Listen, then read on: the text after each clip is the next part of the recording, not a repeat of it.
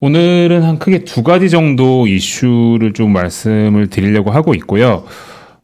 사실 첫 번째 이 IT 보안과 관련된 이야기를 좀 중점적으로 말씀을 드리고 싶습니다.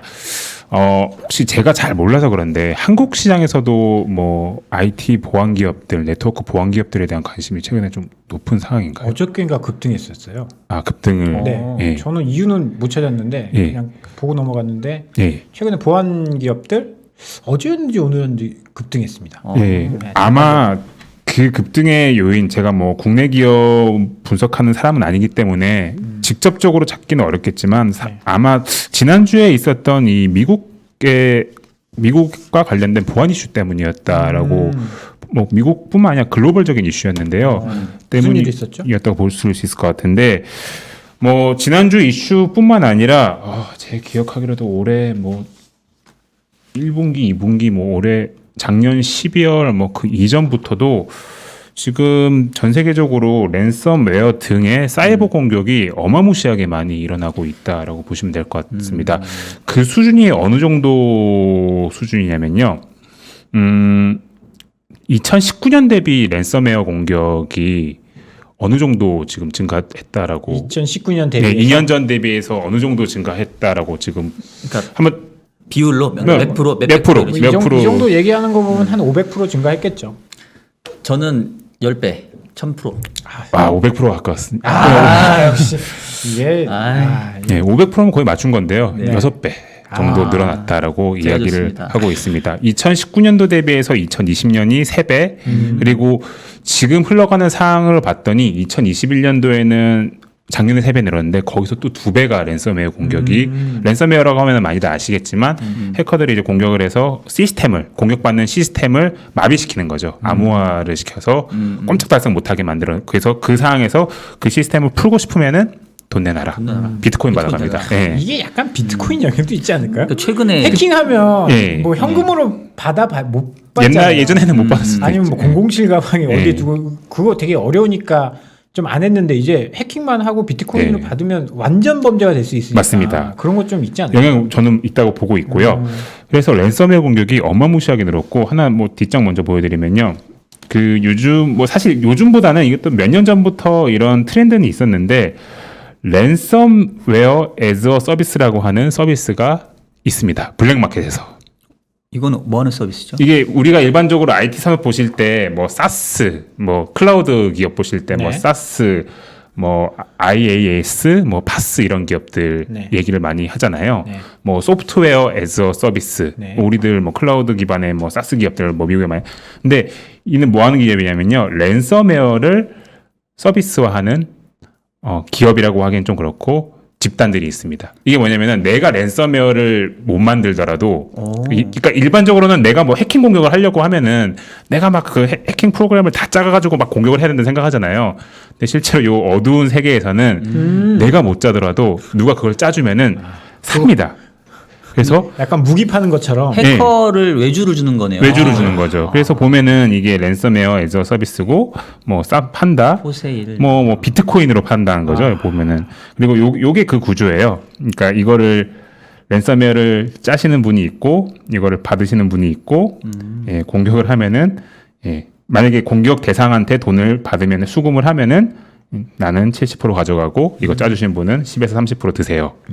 예, 이런 서비스가 이 어두운 세계에서 일어나고 있기 때문에 이것도 많이 활용을 하시는 것 같아요. 그래서 미국의 보안 기업들이 이 랜섬웨어 as a 서비스에 대한 대응도 지금 많이 하고 있는 상황이라서 이런 게 있으면은 사실 예전에 진짜 그러니까 그 프로그램을 짤 수 있는 해킹을 할 수 있는 그런 사람들만이 해킹을 했다라면은 사실 맘먹고 내가 누구 해킹해가지고 돈 좀 뜯고 싶으면은 이런 서비스를 활용도 할 수 있는 거죠. 그래서 최근에 보안 공격이 급격하게 늘어나고 있는 배경에는 이런 해커 집단들의 이런 비즈니스 모델의 변화에도 기인을 하지 않을까. 물론 가장 큰 뭐 요인 중에 하나가 우리가 코로나를 겪으면서 디지털 환경, 디지털 트랜스포메이션이 너무 급격하게 일어나면서 이제 공격할 수 있는 타겟이 늘어났던 거고, 특히 재택근무 환경이 굉장히 해커들에게 좋은 찬스가 됐습니다. 그럴 것 같아요. 왜냐면 집의 망은 좀 뚫기 쉬우니까. 개인은 그런가? 뚫기 쉽다고 생각하는 거예요. 엔드 포인트는 뚫기 쉽다고 생각하는 겁니다. 굉장히 취약하다라고 보는 거죠.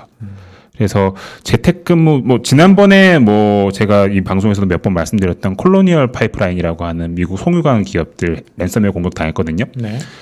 그 랜섬웨어 공격 당한 방법 역시도 근무자의 PC를 노렸다라고 하는 이야기가 있어서 사실 작년 이런 기술적인 트렌드적인 변화 속에서 이런 사이버 공격, 특히 랜섬웨어가 굉장히 급격하게 늘어났다라고 보시면 될 것 같고요. 랜섬웨어 공격을 하는 방식도 굉장히 다양해졌다라고 하더라고요. 뭐 일반적으로 뭐 이메일을 통해 가지고 뭐 클릭하면 막 이렇게 감염당하고 이런 것도 있고 그 디스플레이 광고 배너를 통해서도 공격을 한다라고 합니다. 예. 배너 누르면 또 감염되고 그래서 약간 뭐 배너 약간 성인용 배너 이런 거 올라오면 그런 건 없나요? 이게 뭐 문자 같은데 보면은 무슨 이렇게 지원해주는 지원금 받으라고 어디 네. 사이트 하면 네. 지원금 그 신청하는 사이트로 이동되는데 이제 그 자체가 맞습니다. 예, 그게 다 수법이라고 보시면 될 것 요새 같습니다. 뭐 네이버에서 네이버 메일로 예. 뭐 해외 뭐가 계정이 해킹돼 있습니다. 그런 것도 다 그런 거라고 하더라고요. 네, 맞습니다. 이게 실제로 어마무시하게 이런 공격들이 자행되고 있다라고 보시면 될 것 같고, 실제로 우리 IT 인프라 환경은 아직까지는 이런 어둠의 세계는 발전을 굉장히 빨리 하는데 거기에 대응을 함에 있어서는 조금 현실적으로 좀 어려운 부분이 굉장히 많은 것 같다.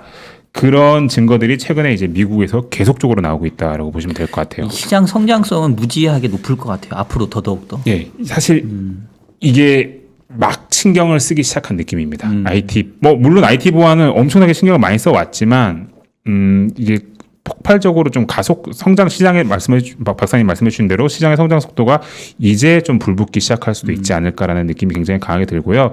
지난주 금요일에 있었던 이슈 하나 말씀드리면요. 카세야라고 하는 IT 매니지먼트 회사라고 보시면 될 것 같고요. 이게 IT 매니지먼트라고 하면은 좀 굉장히 뭔가 추상적이고 뜬구름 잡는 거 같잖아요. 연예 매니지먼트 회사는 들어봤는데 예. 그러니까 우리 기업들이 활용하고 있는 IT 기기들을 관리해주는 소프트웨어다라고 보시면 될 것 같습니다. 지금 간략하게 말씀드리면 대기업들은 자기네들 뭐 LG CNS나 네. 삼성 SDS나 이런 쪽이 가지고 그거 뭐라고 하더라? SI 뭐, 업체? 예. 그거랑 약간 비슷한 개념인가요? 그런 기업들에게 솔루션을 제공해주는 IT 미국으로 치면은 MSP 사업자들에게 솔루션을 제공해주는 기업이라고 보시면 되는데 너무 복잡하게 생각하실 필요 없고 기업들이 자기들이 가지고 있는 회사 컴퓨터 직원들의 컴퓨터 서버 등등의 자기들의 IT 인프라, IT 디바이스를 관리할 때 쓰는 소프트웨어를 공급해주는 기업이 직간접적으로 기업들이 이 카세야의 소프트웨어를 쓰고 있다라고 보시면 될 것 같습니다. 어떻게 생각하면은 이 기업이 기업들의 보안을 지켜줘야 될 것 같은 느낌이 들잖아요. 그렇죠. 예. 지금 말씀하신 기업들의 IT 인프라와 IT 디바이스를 관리해주고, 근데 요즘 해커들은 이러한 카세야 같은 회사를 미끼로 삼아가지고 침투를 합니다. 기업들에게. 약간 트로이의 목마 전략 같이. 아유, 그러니까 포장은 예. 뭔가 보안 기업인 것처럼 해서 실제로 들어가서 이게 해킹의 수단을 쓴다는 얘기예요. 보안 관리 IT 기업들의 IT 인프라를 관리해주는 느낌이 드는 기업들을 통해서 예. 결국 기업에 침투를 해서 나쁜 짓을 한다. 그러니까 얘네가 그러면 얘네도 이용을 당한 건가요? 이용당한 거죠. 아. 예. 하나만 뚫으면 여러 개 뚫을 수 있으니까 여러 개 뚫을 수 있습니다. 예. 머리 좋네요. 정확하게 여러 개를 뚫을 수 있습니다. 네. 그래서 지금 지난주 금요일에 당했고 카세야를 통해 당했고요. 그리고 이 카세야가 기세가 좋아져가지고 이 카세야를 통해서 들어온 이제 발음이 약간 좀 애매한데 이제 레빌이라고 하는 러시아 쪽 해커 집단으로 지금 알려져 있고 러시아 쪽에서는 공식적으로 인정 당연히 안 하지만 일단 추정되는 거는 항상 러시아가 타겟이긴 합니다. 예. 러시아 쪽 집단으로 알려져 있는데 지금 너무 피해를 많이 줌으로써 지금 계속적으로 가격을 올리고 있습니다. 이거 풀고 싶으면은 한 7천만 불 정도를 내놔라. 아니면 이거 카세아가 변상해줘야 되는 거 아니에요? 그러니까요.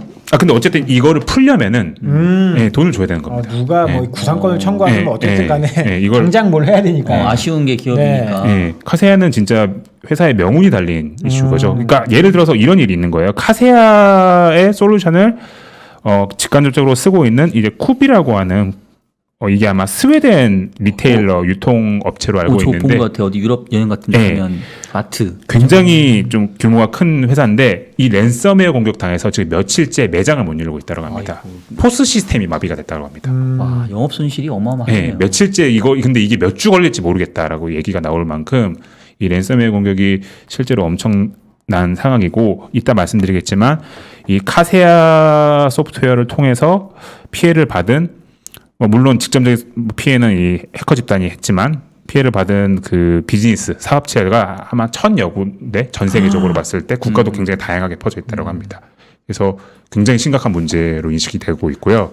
그렇기 때문에 아까 말씀하신 대로 한국에서도 아마 보안주들이 주가가 좋았던 이유도 보안주들이 좋았어요. 예, 아마 이런 부분 때문이 아닌가라고 저는 추측을 하고 있습니다. 그래서 구조를 좀 말씀드리면은요, 이런 거예요. 카세아라고 하는 회사가 아까 제가 말씀드린 그대로 그냥 반복드리는 건데 카세아라고 하는 이 카세아의 프로그램 중에 하나가 이제 VSA 이거를 통해서 해커들이 들어온 거거든요.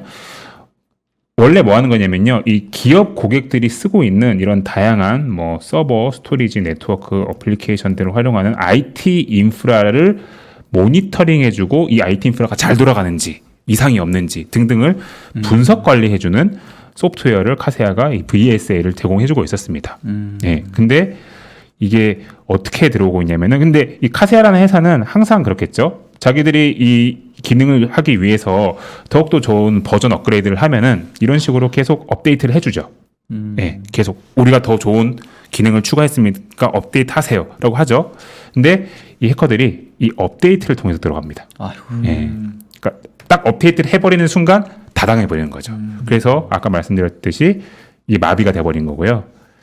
지금 아까 또 반복인데 1,000개 이상의 지금 비즈니스들이 이 공격에 피해를 입은 걸로 지금 추정이 된다라고 지금 일어나고 있는 상황입니다.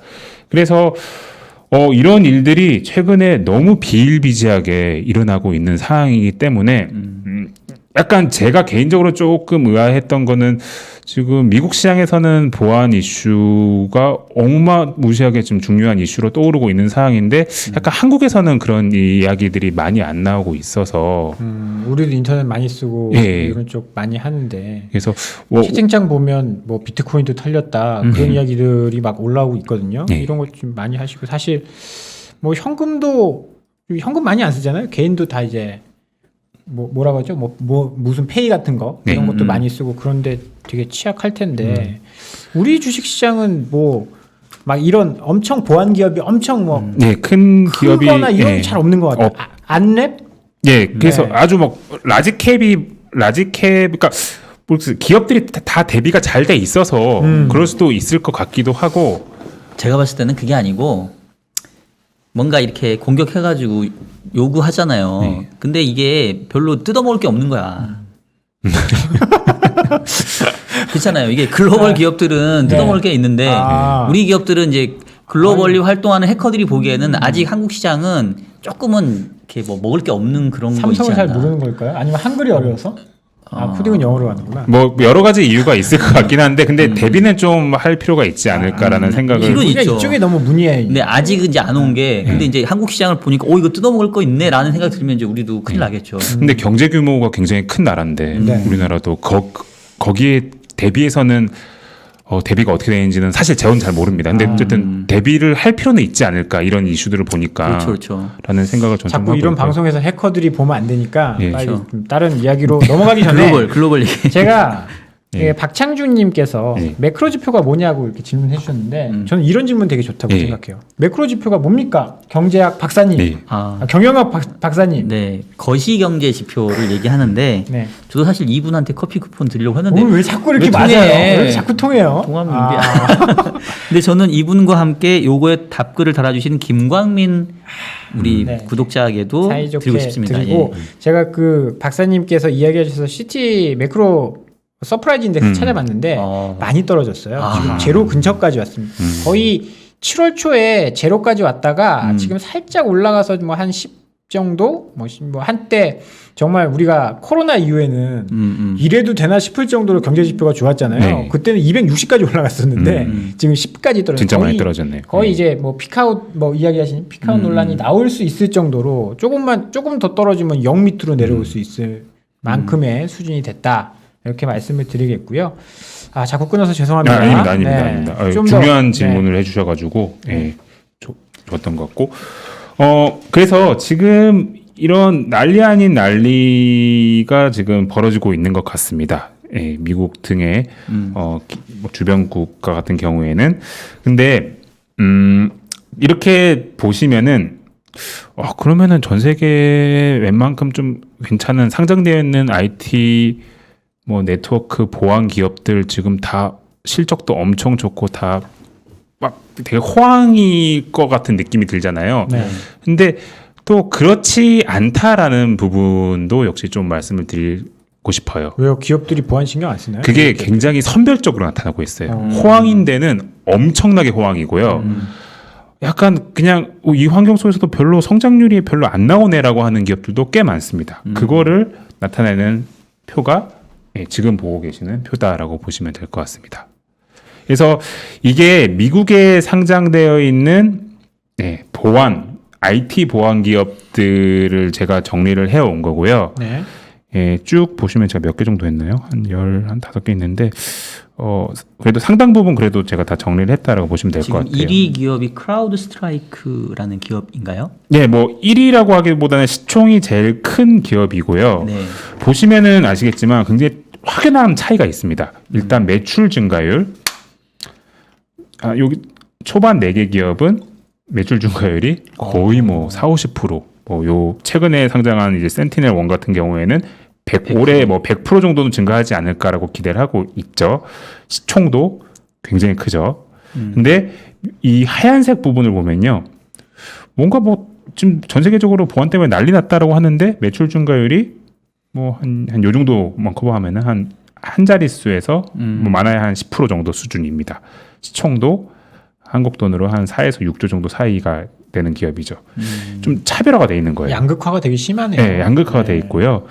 뭐 요 밑에 있는 기업은 하드웨어 기업이긴 한데, 뭐 이 기업들은 제가 따로 한번 나중에 좀 말씀을 드릴 것 같은데, 이 기업들도 최근에 보면은 특히 포티넷 같은 경우에는 그림을 잘못 그리네. 이쪽에 좀 가까운, 좀 잘 나가는 기업에 좀 가까운 기업들이다라고 보시면 될 것 같습니다. 어쨌든 이게 양극화가 나타나고 있다. 이게 사실 핵심인데, 다시 화면에서 보시면 PSR에서 보면 이게 PSR에 좀 익숙해질 필요가 약간 미국 투자하시면 있거든요. 이 PSR이 뭐 40배고요. 최근에 상장한 센티넬 1은 70배예요. 네, PSR이. 저는 개인적으로 이해할 수 없습니다. 네, PSR인데 40년 동안 저 매출이 나와야 그러니까 뭐 이익 말고 저 매출이 40년 동안 나와야 그렇죠. 네. 본전 찾는 것도 아니고 그런 건데 그만큼 매출 성장률이 빠르다라고 생각하는 빠르고 거죠, 뭐 지금. 규모 전방이 크다, 어마무시하다라고 뭐 생각을 할 수도 있는 건데 뭐 상대적으로 아까 말씀드렸던 요즘 별로 약간 성장률이 둔화된 기업들은 PSR이 그래도 한 10배 매력적이네요. 네, 매력적. 근데 증가율로 보면 또 이게 또 매력적인가 싶은 거죠. 그래서 이렇게 차별화가 나온 이유가 굉장히 중요한 그렇죠, 것 같아요. 그래서 우리가 일반적으로 뭐 미국의 IT 보안 기업들 하면은 이야기들이 굉장히 많이 나오는데 왜 이런 차이가 밸류에이션, 매출 증가율, 시가총액 차이가 나오는지 그 이유를 좀 아시는 게 미국 투자하시는데 굉장히 중요하다고 생각하고 있고요. 이 이유는 이 IT 보안 기술에 좀 거창하게 말씀드리면은 패러다임 시프트가 있습니다. 패러다임 시프트. 네, 패러다임 시프트. 네. 그러니까 기존의 IT, 그러니까 우리가 지금까지 뭐 1990년대부터 2000년대, 2010년대 중후반 정도까지 우리가 주류로 삼고 있었던 IT 보안 기술이 이제는 안 먹힌다라고 이제 생각이 되어지고 있는 거고요. 그런 주류 기술을 이끌었던 기업이 요 밑에 있는 뭐 파이어아이, 뭐 사이버아크 소프트웨어 이런 기업이라고 약간 좀 취급을 하는 거죠. 밸류에이션 상으로는. 근데 위에 있는 녹색 기업들은 우리가 불과 한 3, 4년 전까지 쓰던 IT 보안 그 기술이 아니고 지금 바뀐 세상, 코로나 이후 바뀐 재택근무도 하고 뭔가 우리 클라우드 서비스도 어마하게 쓰고 데이터도 막 빅데이터, AI가 돌아가는 이 세상에서 IT 보안을 할 수 있는 새로운 기술이 생겼고 위에 있는 기업들은 그 새로운 기술을 주도하고 창출하고 이끌어가고 있는 리딩 기업이다라고 보는 겁니다. 그럼 새로 생긴 기업들인가요? 아니면 기존의 기업들이 더 진화를 한 건가요? 새로 생긴 기업, 뭐 창립한 지는 뭐 상장사기 때문에 뭐 창립한 지는 그래도 한 10년 넘게 다 업력이 다 있지만 네. 그래도 그러니까 뭐 기존에 있던 기업이 진화한 기업보다는 뭔가 새롭게 생겨서 새로운 기술을 만들어가면서 트렌드를 이끌어가는 기업이다라고 보시면 됩니다. 약간 네. GM이랑 그 테슬라 생각하면 되겠네요. 맞습니다. 예. 비유가 찰지죠. 찰집니다. 예. 컨디션 좋아 보이세요. 오늘 컨디션 좋을 리가 없는데 오늘. 오늘 옷을 좀 편하게 입고 오시니까 컨디션이 좋아 보여요. 아니, 아까 이제 어떤 분이 오늘 뭐 운동하고 오셨어요? 네.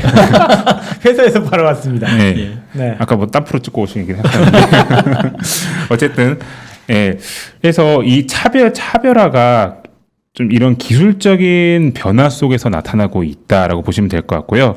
그리고 아까 뭐 제가 커서가 어딨냐? 요 밑에 있는 기업 말씀드렸잖아요. 이 두 기업은 좀 냉정하게 평가를 하면은 과거의 기술, 하드웨어 중심의 보안 솔루션을 가지고 있다가 최근 들어서 여기 녹색 부분에 있는 요 연한 녹색 영역에 있는 소프트웨어 중심의 보안 기술을 이끌고 있는 이 기업들과 같이 진화를 하기 시작한 뭐 전통 하드웨어 기업이다라고 보시면 될 것 같습니다. 이 얘기까지 제가 또 주저리 말씀을 드리면은 또 제 개인적으로도 혼란이 올 것 같아가지고 이 얘기는 나중에 이제 기회가 되면은 네. 말씀을 좀 드리도록 하고요. 다음엔 이런 종목 모아서 종목을 좀 세세하게 네, 해주시면 그러면은 저 그렇게 하도록 하겠습니다. 그것도 재밌을 것 같아요. 오늘은 일단 그러면은 요 위에 있는 제가 새로운 기술 트렌드, 새로운 기술을 만들고 트렌드를 이끌고 있는 이 기업들이 어떻게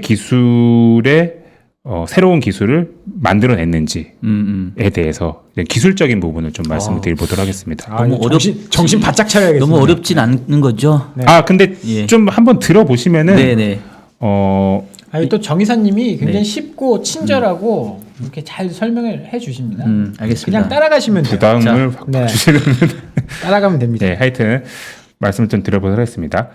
그래서 일단 요 4개 기업 중에서 제가 뭐 예전부터 좀 많이 봤었던 G스케일러, 저는 Z스케일러라고 좀 구세대적으로 부르는데요. 네. Z스케일러라고 하는 기업에 대해서 이 기업이 어떤 기술을 만들어내는지에 대해서 좀 말씀을 드리도록 하겠습니다. 이 회사는 IT 보안에 발상 전환을 한 회사라고 보시면 될 것 같아요. 완전히 이렇게 발상을 확 전환해버린 거예요. 간단하게 얘기해서. 그래서 뭔지를 좀 말씀을 드려볼게요. 네. 예. 이게 지금 왼쪽에서 보시는 요 박스 안에 있는 구조가 전통적인 방식의 기업들이 보안을 수행하던 보안 구조입니다. 이게 뭐냐면은 기업들이 뭐 인터넷 등을 포함해서 다양한 소프트웨어를 기업들에서 활용을 하잖아요. 네. 여기 있는 이런 다양한 뭐 마이크로소프트, 뭐 세일즈포스 등등의 다양한 인터넷 소프트웨어 등을 기업들이 활용을 하는데 지금까지 아주 과거의 기업들은 어떻게 했냐면요.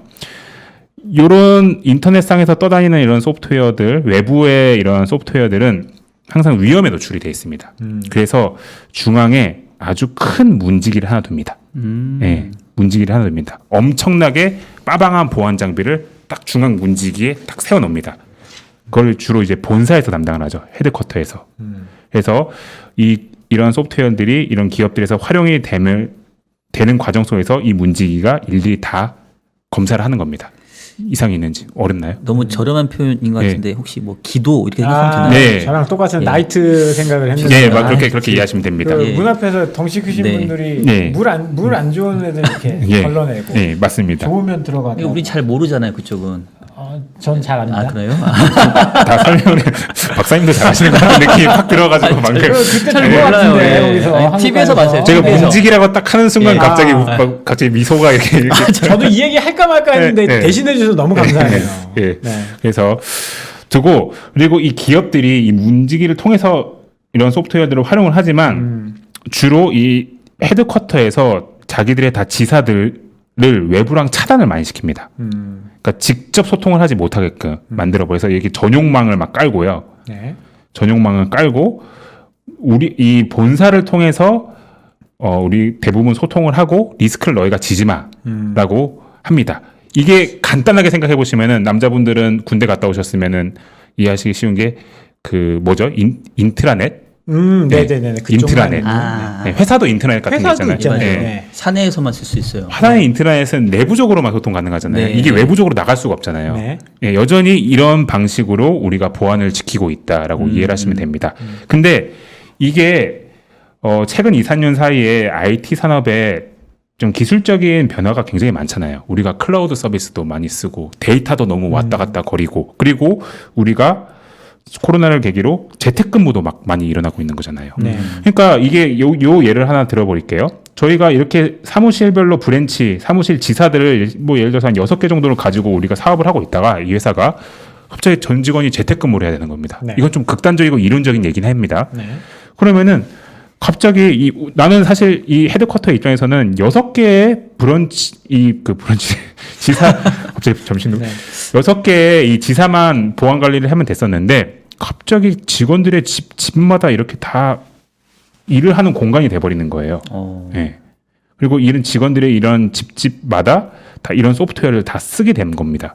그러면 전통적인 방식의 IT 보안의 사고 방식이라면은 요것들 다 요 헤드쿼터랑 다 하나씩 다 이어야죠. 전용망으로. 네. 우리를 통해서만 무조건 하도록. 네. 근데 이게 가능하냐는 거예요.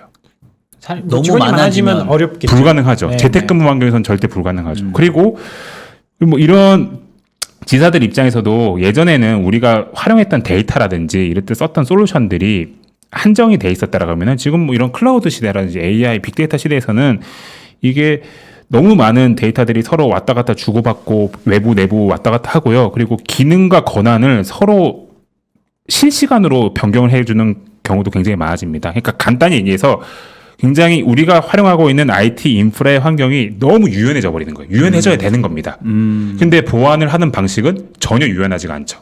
전용망을 뚫어놓고 기도를 통해서만 보안을 해라 이거잖아요. 네. 오늘 하나 그러잖아요. 건졌다. 기도 네. 건졌다. 네. 나는 여기서도 춤춰야 될 것 같고 막 이렇게 저기 갔다가 또 입장해야 되고 해야 되는데 네. 기도가 일일이 그걸 관리할 수가 없는 거잖아요. 예, 잠깐만. 네. 근데 그게 설명이 잘 되긴 네. 하네요. 이게. 딱 맞아 떨어졌습니다. 예, 예. 예, 그러니까 이게 지금 IT 인프라의 트렌드는 기술적인 트렌드는 너무 많이 급변하고 있는데 민첩성과 유연성이 너무 중요해지고 있는데 보안이 못 따라가군요. 보안은 이게 전혀 못 따라가고 있는 겁니다. 그래서 이게 지금 요즘 막 뚫리고 있다라고 저는 좀 생각하고 있는 거예요. 그러네요. 네. 뭐 사실 못 나가게 한다고 못 뚫는 건 또 아닐 수도 있잖아요. 네, 뭐 요즘은 이렇게 가운데로 들어오죠. 그냥. 또 가운데로 들어오기도 하고. 화장 많이 하고. 네. 그거 이따 말씀드릴게요. 기도가 있는데 네, 화장 많이 하고 하는 방법도 말씀드릴게요. 그래서 이 G스케일러라고 하는 회사가 뭐 G스케일러라고 하는 회사 포함해서 뭐 최근에 이제 클라우드 플레이어라고 하는 미국의 상장사도 이 기술을 밀고 있는데 이런 방식으로 생각한 거예요. 그러니까 기존에는 여러분들이 똑같은 그림입니다. 여러분들이 이런 기도를 두셨잖아요. 이렇게 외부 죄송합니다. 이게 약간 찰져서 이거 할 수밖에 없을 것 같아요. 오늘은 기도로 가요. 네, 오늘은 기도를 갔습니다. 네. 기도를 이렇게 두셨는데요. 네. 이게 맨날 없어져가지고 제가 헷갈립니다. 죄송합니다. 근데 그렇게 하지 마시고 굳이 기업들 자체적인 이런 좀 비싸고 다루기 쉬운 IT 인프라를 구축하지 마시고 궁극적으로는 우리가 이런 당신들이 필요한 모든 이 IT 디바이스 인프라 산에 있는 모든 디바이스를 다 클라우드 기반으로 관리를 해주겠다라고 하는 컨셉이다라고 보시면 될 것 같습니다. 제가 딱 요까지 말씀을 드렸는데 조금 어려운 것 같네요. 그러니까 회사의 모든 PC를 없애고 네. 데이터를 우리 클라우드에 넣어놔라. 회사의 우리 클라우드- 그건 아니고요. 회사의 모든 PC를 없애는 게 아니고요. 우리가 회사에 있는 PC의 보안을 지켰던 거는 우리 회사 본사 산에 있는 본사에 있는 보안 장비였던 거예요. 기도였던 거예요. 네. 근데 이게 굉장히 비효율적이라고 말씀했잖아요. 근데 그러지 말고 그 보안 장비를 그냥 없애도 여러분 회사에서 쓰고 있는 뭐 PC, 서버, 모바일 장비, 태블릿 등을 Z스케일러라고 하는 회사가 제공해주는 데이터 센터로 네트워크로 연결을 하면은 그 네트워크 그 클라우드 그 네트워크를 클라우드 그 데이터 디스켈러의 이제 클라우드 인프라에 연결을 하면요. 거기서 모든 보안 기능을 수행해 주겠다라는 겁니다. 거기는 안 뚫리니까. 네, 거기는 우리가 안 뚫리게 해줄 수도 있고 우리가 클라우드 기반으로 모든 보안 그 장비들을 다 관리를 하기 때문에 뭐 예를 들어서 A라고 하는 뭐 지점이가 A 지점과 B 지점의 보안 레벨을 서로 바꿔야 된다라고 하면은 그 클라우드에서 그냥 프로그램만 하면 이렇게 바꿀 수 있는 거거든요. 그래서 기존에 있던 보안 장비들을 없애시고 그냥 인터넷으로만 연결을 하세요라는 그런 컨셉이다라고 보시면 됩니다. 이사님 제가 또 이 얘기 하시면 네, 말씀해 주세요. 하세요. 그러면 하세요. 그 얘기는 사전에 등록된 거에서만 사용한다는 거죠.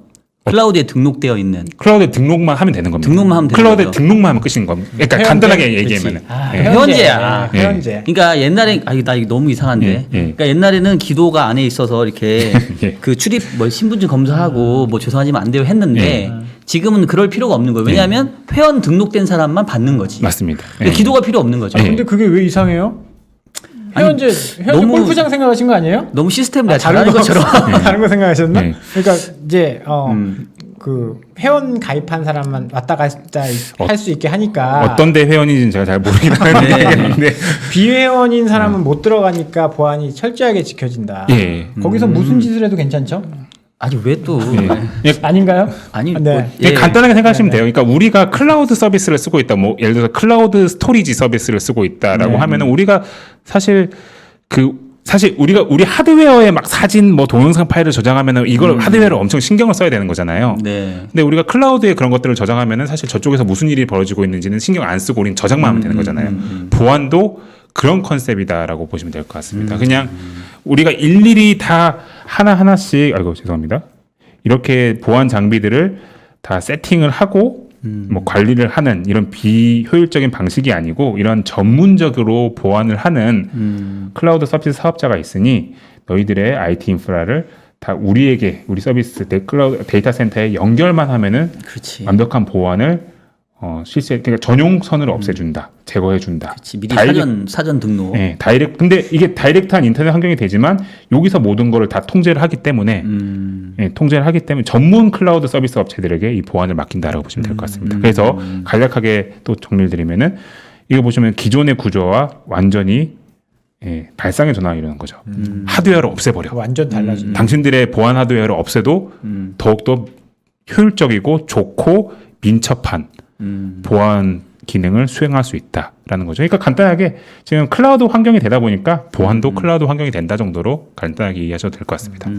아주 쉽게 잘 알았네요. 기도가 아주 큰 역할을 네, 했습니다. 기도 아니었으면 저 완전 망할 뻔했습니다. 기도와 회원제. 네. 기도와 회원제. 네, 일단 이러니까 사실 기존의 요 방식대로 사업을 하고 있던 기업들 입장에서는 약간 애매해지는 구간으로 가고 있다라고 보셔도 되는 것 같고요. 하나만 좀 더 말씀드릴게요. 최근에 클라우드 스트라이크라고 하는 회사 그리고 센티넬 원이라고 해서 지지난주에 상장을 한 회사 제가 지지난주로 기억하는데요. 네. 이 회사들 역시도 보안에 이 회사 역시 방식을 진화시켰다라고 보시면 될 것 같아요. 보안의 방식. 어떤 식으로 위협으로부터 우리 IT 인프라를 지키는지에 대한 그런 방식을 진화시켰습니다. 이것도 설명을 좀 찬찬히 드려보도록 하겠습니다. 좋은 좀 비유가 있으시면 박사님도 부탁드리겠습니다. 주저하지 마시고요. 박사님이 비유가 장난 아니시네요. 네, 장난 아니시네요. 아유 저 이미지 어떻게 할 거예요 오늘 지금? 어쨌든 전통적으로 우리가 어떻게 보안을 했는지 이것도 이론적으로만 좀 접근을 해보도록 하겠습니다. 네. 네, 이런 식으로 했습니다. 해커가 이런 식으로 뭐 버그라든지 뭐 바이러스라든지 이런 거를 뿌립니다. 그러면은 전통적으로 이게 이제 우리가 지켜야 되는 IT 인프라죠. 어떤 식으로 지켰냐면요. 이전에 이제 경계선을 하나 구축을 해놓고 책 같은 게 하나 있습니다. 그리고 이 책에는 목록들이 다 들어 있습니다. 요 경계선을 넘으면 안 되는 목록들이 다 들어 있습니다. 네, 그래서 뭐 A라는 벌레, 뭐 B라는 벌레, C라는 벌레, 뭐 D라는 벌레 등등해서 쫙 목록들이 있다라고 보시면 돼요. 그러니까 파지티브 형태의 네. 나열되어 있는 것만 들어갈 수 있는 거죠. 못 들어가는 못 거를 들어가는 보시면 됩니다. 네거티브인가? 네, 그래서 못 들어가는 것들을 막 이게 있고 이걸 계속적으로 우리가 보안 프로그램 쓰다 보면 계속 업데이트 해주잖아요. 우리가 뭐 새로운 보안 위협에 대해서 업데이트를 해주겠습니다 하면서 계속적으로 업데이트를 해주잖아요. 그래서 예전의 방식은 이런 방식이에요. 그래서 이런 식으로 위협에 IT 인프라의 위협을 가하는 이런 보안들에 대해서 이제 리스트업을 해놓고 이 책을 보면서 하나하나씩 다 잘라냈다라고 보시면 될 것 같습니다. 이것도 기도 같기도 한데 넘어가도록 하겠습니다. 어쨌든 이게 전통 방식이죠. 네, 전통 방식이죠. 네, 근데 이게 또 IT 산업의 인프라 환경 이건 약간 그 해커 진영에서의 공격 방식이 패턴이 좀 바뀌었다고 보시면 되는데 이런 식으로 바뀌고 있는 거예요. 예전에는 벌레는 벌레가 됐어요. 네. 그래서 책들에 뭐 벌레들 리스트는 다 써놨어요. 근데 갑자기 강아지를 끼워놓고 고양이를 끼워넣는 겁니다. 이게 위협으로 모르는 거예요. 이 책에는 이게 위협이라는 걸 모르는 거예요. 다 이게 막 이렇게 연막수를 써가지고 이건 위협이 아니네 하고 쑥쑥 넣어주는 거예요. 그리고 예전에는 일반적으로 이런 통로로만 들어오지 리스크는? 라고 생각했었는데 약간 개별 이상한 통로로 막 들어오기 시작을 한 겁니다. 아까 제가 말씀드린 뒷문. 네, 아까 말씀드린 것처럼 쪽문. 오늘 다 나온다. 예, 뭐 비유에 굉장히 여리고 보이셔가지고 제가 너무 기도가 앞을 지키고 있으니까 네. 뒷문 쪽문 이용하면서 약간 이제 뭐 이렇게 물이요, 뭐 이렇게 음료수요 이렇게 배송해주는 역할로 들어가는 거예요 지금. 여러분 이분은 경영학 박사입니다. 큰일 났네. 굉장히 유명하시고 똑똑하신 박사님. 아니 제가 여러분들의 박종현? 이해를 편하기 위해서 저는 잘 모릅니다. 예. 부장님이십니다. 그래서 아까 제가 처음에 그 카세야라고 하는 회사가 그 IT 보안을 그러니까 관리를 해주는 회사를 통해서 막 해커들이 들어온다 그런 방식으로 들어오고 예전에는 해커들이라고 하면은 막 FBI 막 서버를 털어야 되고 미국 펜타곤을 서버에 털어야 되고 그런 식으로 생각하잖아요. 미디어에 그렇게 많이 나오죠. 네, 요즘은 해커들은 야 그러지 말고 FBI 직원에 있는 저 재택근무하고 있는 저 PC를 뚫어버리면 된다라는 이런 식으로 우회하고 발상의 전환 그들도 발상의 전환을 발상의 하고 전환. 별의별 수단을 다 씁니다. 그래서 해커들이 그런 식으로 얘기를 많이 한다고 사람이 제일 취약하다고 생각한다고 하더라고요. 네, 사람을 뚫어버리면 된다. 사실 그거 안 뚫고 그 아이디 비번 하나만 네. 그렇게 해도 되잖아요. 사실은. 네, 맞습니다. 관리 잘 안 네. 되니까. 그거를 아까 제가 보여드렸던 테이블에서는 옥타라고 하는 회사가 그런 거를 지켜주는 회사인데 클라우드 기반으로. 그래서 이런 식으로 좀 우회 경로나 좀 색다른 방법으로 막 뚫기 시작해요. 근데 기존에 갖고 있었던 요 책은 이런 방법들이라든지 이런 게 리스트업이 돼 있지 않은 거예요. 그러니까 숭숭 들어오는 겁니다, 얘들이. 그러니까 다 뚫리는 거예요. 네, 다 뚫려버리는 겁니다. 그래서 위협 역시도 위협이라고 봐야겠죠. 위협 역시도 진화를 하기 시작을 해서 이대로 안 되겠다라고 해서 요 제가 보여드렸던 요 크라우드 스트라이크랑 센티넬 1이 그리고 마이크로소프트가 이것도 잘합니다. 새로운 보안의 컨셉, 보안 역시도 진화를 시켰습니다. 아이고 여기 있네요. 보안도 진화시켰어. 어떤 방식으로 진화를 시켰냐? 이거 새로운 위협의 형태죠. 지금까지 방금 보여드렸던 어떤 방식으로 진화시켰냐? 예전에는 요 영역에서 책을 가지고 요 책에 있는 내용들을 막았잖아요. 네. 그게 아니고요. 일단 요 위협에 노출이 될 가능성이 노출이 되어 있는 이 인프라에서 데이터와 로그, 뭐 데이터라고 간추려 말하면 이 데이터들을 다 일일이 분석을 합니다. 분석을 해서 이 데이터들을 분석을 한 결과 내가 요 리스트에는 없지만 뭔가 어떤 인프라가 뭔가 왠지 뭐 공격받아가지고 이상행동 보이는 것 같아 라는 거를 예상을 추측을 하는 거예요. 예. 마치 프로그래머나 사람이 보는 것처럼. 예, 추측을 하는 겁니다. 그래서 그런 데이터와 로그를 가지고 막 추측을 해가지고 사전에 이거는 위협이 예상이 된다라고 해서 그런 애널리시스를 통해서 이런 EDR이라고 하는 하나의 이제 보안 모델을 만드는 거예요. 그래서 보안 모델을 만들어서 요거를 가지고 경계막을 세우고 뭐 이런 좀 변종들 다른 우회 경로들이 못 들어오게 막는 거다라고 보시면 될 것 같습니다. 밖에 있는 걸 분석한 게 아니라 밖에 있는 걸 책에 막 적어서 이상한 애들 못 들어오게 하는 게 아니라 네. 내 데이터에 있는 거를 분석해서 네. 새로운 이 솔루션을 만들었다. 그러니까 이게 사실 제가 좀 말씀 어렵게 드린 것 같아서 네네. 저희 직원 중에 이제 병건이라고 있는데 그분이 병건이요? 설명을 해주는 병건이라고 되게 훌륭한 분이 있는데 그분이 설명해주는 방식은 이건데요. 우리가 백신을 맞을 때 백신이라는 게 사실 그냥 백신이라고는 개념 자체가 위협의 형태를 딱 알고 그거와 이제 우리 몸이 어떤 형태로든 뭐 반응을 했을 때 이거 위협이다 하면 딱 막아버리는 거잖아요. 근데 우리가 변이가 일어나면은 사실 그 위협의 형태들도 계속 바뀌잖아요. 네. 근데 기존의 백신들은 그 위협의 형태가 조금씩 바뀌면은 그걸 못 막을 가능성이 있는 거잖아요. 네. 그렇죠. 근데 지금 이런 새로운 컨셉이 뭐냐면요. 백신으로 치면요. 위협의 형태가 조금 백신의 뭐 코로나 바이러스의 형태가 조금씩 변이가 되더라도 일단 열이 나거나 뭔가 목이 칼칼하면은 다 죽어. 일단 끊고 보는 겁니다. 차단하고 보는 겁니다. 예. 근데 그거를 굉장히 정교하게 차단하는 거죠. 이런 데이터와 로그 분석을 통해서 이게 실제 위협인지 아닌지를 굉장히 정교하게 사실 AI 모델을 돌린다고 보시면 됩니다. 여기서 이 인프라들이 돌아가는 모든 정보들을 다 활용해서 이 정보들을 가지고 중앙에서 이 크라우드 스트라이커와 센티넬 1 같은 이들이 가지고 있는 AI 모델을 가지고 이 데이터를 AI 모델로 돌려서 결과적으로 굉장히 뛰어난 보안 솔루션을 만든다라고 보시면 될 것 같고요. 이게 또 어렵게 말씀드린 것 같아서 쉽게 말씀드리면 테슬라가 이렇게 하고 있잖아요. 자율주행을. 막 테슬라 자율주행 솔루션을 자기 데이터를 가지고 막 돌린 다음에 그거를 계속 업데이트 해주잖아요. 자율주행 FSD 솔루션을. 그와 같이 이러한 보안 기업들 역시도 자기들이 가지고 그 고객들로부터 받은 데이터와 로그를 막 분석을 해서 위협을 사전에 탐지하고 이게 리스트에 써 있지 않더라도 내가 분석한 거는 이건 위협이다 하면 다 막아주는 거고요. 그리고 기존에 가지고 있던 챗과 함께 동시에 이제 보안을 막아주는 이 경계선을 쳐주는 역할이다라고 보시면 될 것 같습니다. 그래서 하나의 이런 단순히 완성되고 그냥 단순히 업데이트되는 이런 보안 솔루션이 아니고요. 실시간으로 새롭게 구축이 되고 만들어지는 AI 빅데이터 분석을 통해서 이루어지는 보안 솔루션이 지금은 활용이 되고 있다라고 보시면 될 것 같고 크라우드 스트라이크와 센티넬 1 그리고 마이크로소프트가 이 영역에서 굉장히 앞서 나간 기업으로 평가를 받는다라고 보시면 될 것 같습니다. 예. 그렇군요. 예. 혹시 제가 좀 그래서 뭐 이왕 말씀드린 김에 나오면은 이런 보안 기업들이 굉장히 좋은 게 뭐냐면요. 그래서 이 솔루션을 할 수 있는 기업은 사실 그렇게 많지가 않아요. 방금 3개 기업 말씀드렸는데 그렇다 보니까 지금 이 보안이 굉장히 시급한 그런 기업 고객들이 다 이들한테 뛰어갑니다. 그러니까 이들은 이런 뛰어난 보안 기업들은 계속 데이터가 더 쌓이는 겁니다. 고객 데이터가. 계속적으로 더 쌓이기 때문에 더욱더 정교한 보안 솔루션, 이 EDR이라고 하는 엔드포인트 디텍션 리스폰스라고 하는 보안 솔루션을 계속적으로 업그레이드를 할 수 있는 거고요.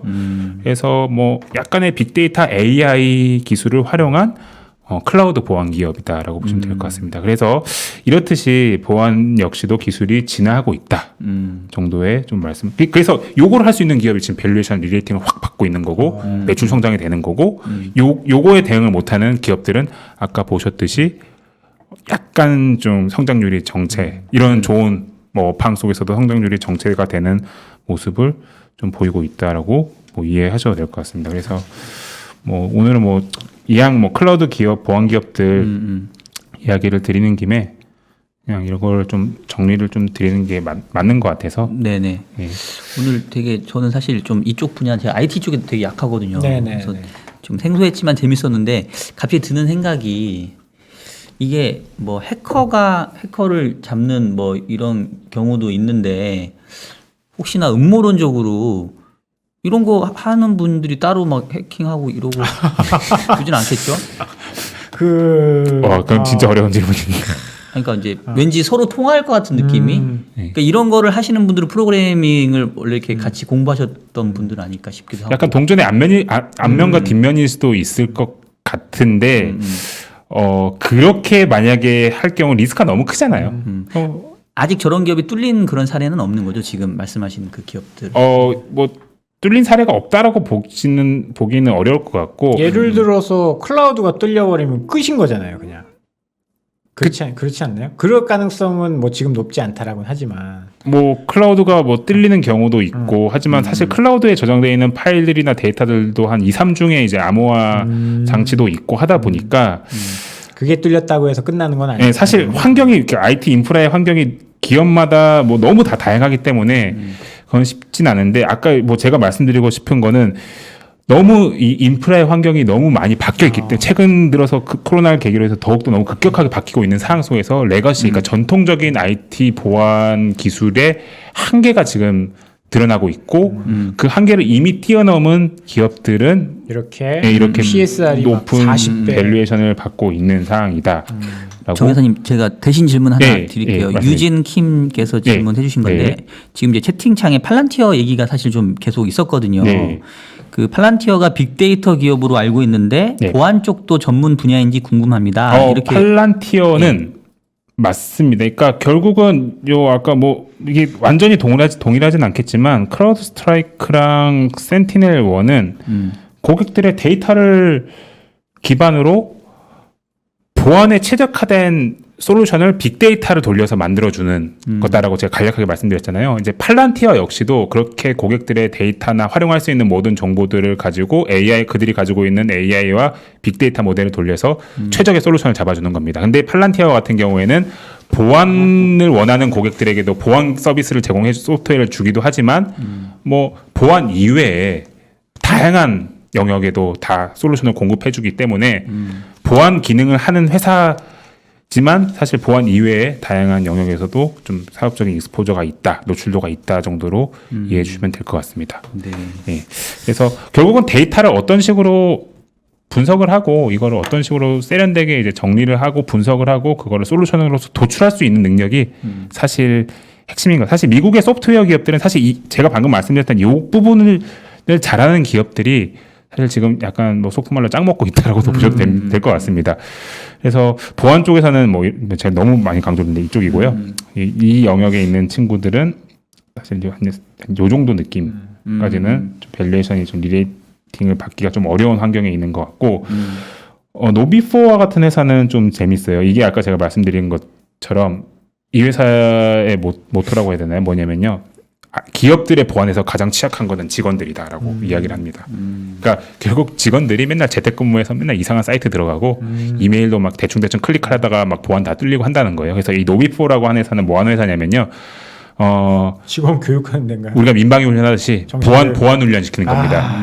그래서 기업에서 회사에서 그냥 랜섬웨어 같은 거 가짜로 시뮬레이션 돌려보는 거예요. 그 시뮬레이션 돌리는 프로그램과 그 시뮬레이션 돌리는 서비스를 해주는 회사가 이 노비포라고 하는 회사입니다. 굉장히 그래도 꽤나 많은 큰 고객들이 이 노비포의 서비스를 받고 있고 성장률도 낮지가 않죠. 이들만큼은 아니지만 한 30% 이상이 나오기 때문에 PSR 기준으로도 한 20배 정도 이들만큼은 아니지만 받고 있다 정도의 인식이라고 보시면 돼요. 상황이다라고 보시면 될 것 같습니다. 혹시 이렇게 나열해진 순서가 의미가 있나요? 위에서부터 아래까지? 시청이 아니에요. 시청이 순서가 아니어서. 솔직히 말씀드리면요. 기억나는 순서대로 했습니다. 근데 그렇게 깊은 뜻이. 근데 상위 4개가 사실 미국에서 보면은 가장 주목도를 많이 받는 회사는 좀 크라우드 스트라이크. 시총 보시면 아시겠잖아요. 가장 크고 센티넬 1은 시총이 상대적으로 작지만 최근 들어서 상장을 한 지 얼마 안 됐기 때문에 주목을 받고 포티넷 주가가 진짜 무섭게 안정적으로 오르고 있는 상황입니다. 그래서 포티넷도 원래는 좀 차세대 기술에서는 좀 밀리는 거 아니냐라고 했는데 뭐 굉장히 차세대 기술을 잘 따라가고 있는 모습을 보이면서 좀 좋은 부분인데 사실 이 하드웨어 영역은 나중에 또 시간 되면은 한번 좀 차세대 방화벽 이런 말씀도 드려야 돼가지고 따로 말씀을 드려보도록 하겠습니다. 좋습니다. 그래서 일단 보안 얘기는 이 정도로 좀 드렸고요. 마지막으로 반도체 얘기만 좀 짧게 말씀드리겠습니다. 퀄컴이라고 하는 우리가 뭐 스마트폰에 들어가는 통신칩 회사죠. 통신칩 스냅드래곤 AP 라는 회사 스냅드래곤 맞습니다. 스마트폰용 AP를 만든 회사인데요. 내년도에 그 PC CPU를 만들어서 출시를 하겠다. 그리고 애플의 M1 칩과 자꾸 오늘 이상하네요. M1 칩과 경쟁을 하겠다라고. 제가 끼어들 일은 아니지만 누구나 그럴싸한 계획은 있죠. 타이슨에게 타이슨 맞나요? 뭐 그 이제 누구나 그럴싸한 계획은 있는데 나한테 맞기 전까지는 타이슨이 뭐 그런 얘기 맞습니다. 처음 맞기 전까지는 누구나 그럴싸한 계획은 있다 뭐 이런 얘기가 있는데 그래서 출사표를 던지긴 했어요. 그래서 이제 두 가지 임플리케이션이 있는데 네. 일단 전 산업 전체적인 의미로 봤을 때 요 그림은 여러 번 제가 여러 번 보여드렸는데 정장님이 여러 번 소개해 주신 이 프로세서 사업은 정말 무한 경쟁으로 들어가는구나. 그러니까 뭐 얘가 했던 거 다 하고 뭐 인텔이 CPU 하는 거 AMD도 하고 뭐 다 한다 그런 말씀. 예전에는 딱딱 업체별로 누구는 뭐 CPU, 누구는 GPU 딱 있었는데 진짜 이제는 너도 나도 다 모든 라인업을 총 풀리 갖추려고 하는구나라는 느낌이 들고 모바일종 통신칩과 AP에 좀 특화가 돼 있었던 퀄컴 역시도 이제 PC 쪽으로 들어오겠다. 그리고 직접 제품 출시를 하지 않겠다라는 뉘앙스로 말했지만 데이터 센터용 CPU도 이제 라이센스를 판매를 하겠다라는 이야기를 했습니다. 그래서 퀄컴 역시도 이제 PC 쪽에 진출을 한다라는 부분인데, 근데 퀄컴은 좀 잘 보실 필요가 있는 게 뭐냐면요. 이들이 왜 굳이 애플을 딱 타겟으로 이야기를 했을까요? 뭐 다른 기사 보면 뭐 인텔 타겟이다라는 얘기도 하는데 왜 애플의 M1을 타겟으로 했을까요? 저는 진짜 아무것도 모르지만 애플이 M1으로 지금 PC랑 지금 태블릿도 나오잖아요. 괜히 사고 싶더라고요. 자꾸 그래서 사고 싶게끔 잘 만들긴 했습니다. 그러니까 이게 막 얼마나 빠르고 좋은지는 모르는데 그런 거 잘 모르니까 애플이 이번에 신제품은 M1 칩을 탑재했다. 그것만 들어도 굉장히 가슴이 설레서. 맞습니다. 그런 언론 플레이 아닐까요? 뭐 성능도 뛰어난데 이게 뭐 그런 기술적인 뭐 그런 경쟁력도 분명히 애플이 뛰어나서 그렇기도 하지만 이게 베이스로 봤을 때는 애플과 경쟁을 해야 되는 베이스라고 생각하고 있는 기반. 그러니까 이게 뭐냐면 간단히 말씀드리면 우리가 그러니까 CPU에는 크게 봤을 때 지금 두 가지 CPU가 있다고 보시면 됩니다.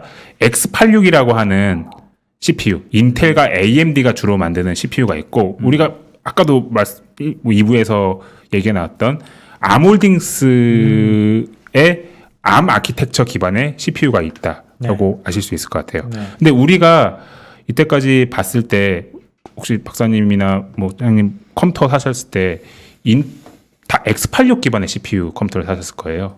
인텔 칩이 박혀 있고 뭐가 들어있는지 모르죠. AMD 칩이 박혀 있는. 최근 한 거 중에 뭐 지금까지도 계속 X86 기반, X86이라고 하는 그 기반 기술의 아키텍처의 CPU를 다 가지고 있었는데 애플의 M1이 왜 선풍적인 그런 반응을 받고 있냐면요. ARM 기반의 CPU를 출시를 했고 그거를 이제 자기들의 자사의 하드웨어에 탑재를 했는데 너무 성능이 좋은 거예요. 원래 ARM 기반 CPU라고 하면은 그냥 전력 효율이 좋아서 그냥 스마트폰에서 쓰던 CPU였던 거거든요. 근데 성능은 좀 딸려가지고 계산 성능이나 이런 게 좀 딸려서 뭐 PC나 노트북에 쓸 수 있겠어라고 했는데 그거를 막 잘 개조를 해가지고 애플이 성공을 한 거예요. 그래서 애플은 이제 컴퓨터에도 ARM 기반의 이제 CPU도 탑재를 막 하고 있는 상황입니다. 그래서 이게 굉장히 애플의 이제 뭐 주가나 이제 사업적으로 굉장히 좋게 보는 하나의 포인트가 돼버렸는데 퀄컴이 애플과 똑같은 길을 걷겠다라고 하는 겁니다. 따라하겠다. 그러니까 인텔과 AMD가 하고 있는 그 X86 기반의 CPU가 아닌 우리는 ARM 기반의 지금 애플이 치고 나가고 있는 ARM 기반의 CPU를 우리가 PC용으로 만들어 가지고 우리가 시장을 치고 나가겠다. 애플을 따라잡겠다라고 하는 거고 이게 왜 의미가 있냐면요. PC 산업 전체적으로 봤을 때 ARM 기반 CPU는 굉장히 커질 수밖에 없습니다. 지금 윈도우 11도 약간 뭐 이게 좀 기술적인 얘기인데 ARM 기반을 굉장히 좀 이렇게 좀 선호하는 듯한 그런 뭐 소프트웨어적인 그런 기술 특징도 좀 넣고 그러니까 지금까지는 PC 시장 하면은 X86 CPU만 시장이 있었는데 가면 갈수록 ARM 기반 CPU 시장이 막 늘어나고 있고 그걸 애플이 이끌어가고 있는 건데 이제 그 시장에 퀄컴이 들어가는 건데 굉장히 흥미로운 거는 이 ARM 기반 PC CPU 시장 내에서 애플 이외에 진출할 수 있는 회사는 퀄컴 정도밖에 없다라는 게 현실입니다. 왜요? 이유가 있나요? 그러니까 인텔과 AMD는 인텔은 X86만 주로 하던 회사 기업들이었기 때문에 ARM 기반을 다룰 수 있는 노하우라는 게 사실 상대적으로는 좀 뒤처져 있다라고 보시면 될 것 같아요. 근데 퀄컴은 그래도 좀 스마트폰에서부터 ARM 기반을 막 ARM 설계를 막 건드려보고 명령어 세트도 막 건드려보고 라이센스도 받아 써보고 했기 때문에 ARM에 굉장히 정통하거든요. 근데 PC 시장이라는 게 사실 윈도우 진영과 애플 진영 이렇게 양분돼 있잖아요. 근데 애플 진영은 애플이 M1 칩을 가지고 ARM 기반 CPU를 막 이끌고 있는데 윈도우 진영에서 ARM 기반 CPU를 만들 수 있는 회사가 퀄컴밖에 없다라는 의미에서 현재로서는 캔디데이시 계획이 있긴 있군요. 그러니까 환경은 전 나쁘진 않다고 보고 있어요. 잘만 만들면은 퀄컴이라고 하는 회사의 밸류에이션이라든지 주가라는 부분도 굉장히 좀 밸류에이션 리레이팅이 좀 충분히 나올 수 있지 않나라고 하는 생각을 개인적으로 가지고 있습니다.